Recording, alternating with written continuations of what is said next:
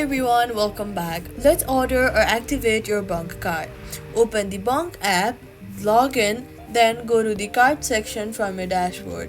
Tap the order card and choose the type of card you want, such as physical debit card or virtual credit card. Then select the account that you want the card linked to confirm. Then confirm your delivery address if you're ordering a physical card. Once your card arrives, open the app again.